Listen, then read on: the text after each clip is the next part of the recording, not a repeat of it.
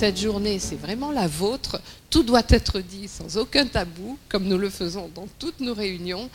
Tout doit être évoqué et surtout, apportez-nous des exemples pratiques, vos réflexions, vos propositions, pour que nous puissions tous ensemble construire la meilleure domiciliation pour le meilleur service de nos usagers. Aujourd'hui, je vais présenter devant vous le cadre législatif et réglementaire du dispositif de domiciliation à un moment clé, puisque le cadre législatif, en tout cas suite à la loi ALUR, il est posé, mais que d'autres évolutions législatives sont à venir.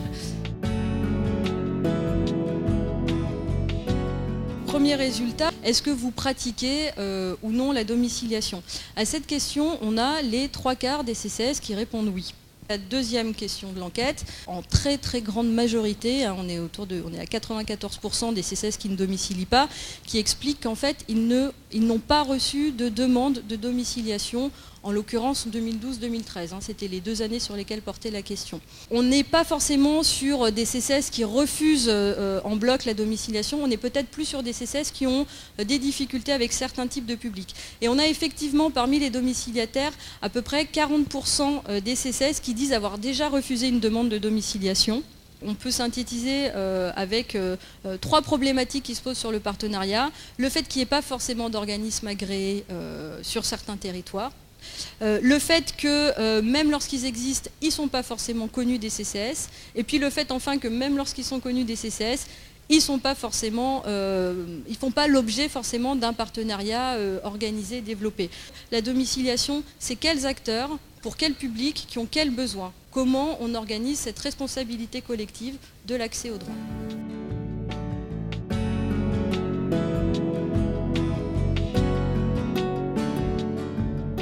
On a élaboré ce qu'on appelle un guide de bonne pratique, un référentiel de la domiciliation pour les CCAS. C'était effectivement toujours ces mêmes questions de comment on met en place, comment on évalue le lien avec la commune, comment on reçoit une personne qui fait une demande d'asile, une demande de domiciliation, pardon, à quoi elle a le droit derrière. C'est toutes ces questions qui reviennent fréquemment.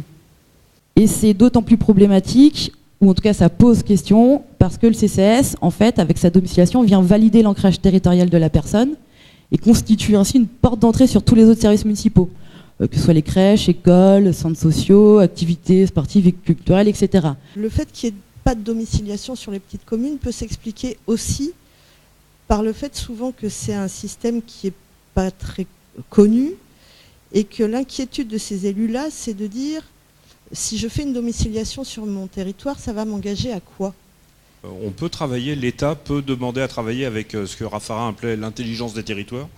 Donc ce que nous on promeut aussi largement et qu'on ne peut peut-être pas en passer tout le temps, la présidente l'a dit tout à l'heure, avec un grand centralisme et des grands préfets de super régions qui vont tout diriger, ça semble difficile et qu'on peut peut-être sur le terrain se dire quel est le partenaire qui est le plus pertinent.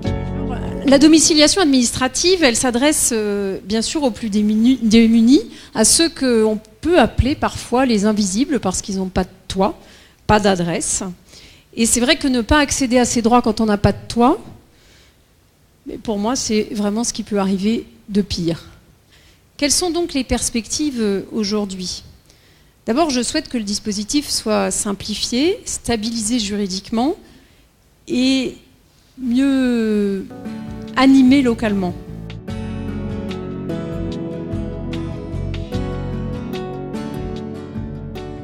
CCAS et associations supportent les mêmes contraintes.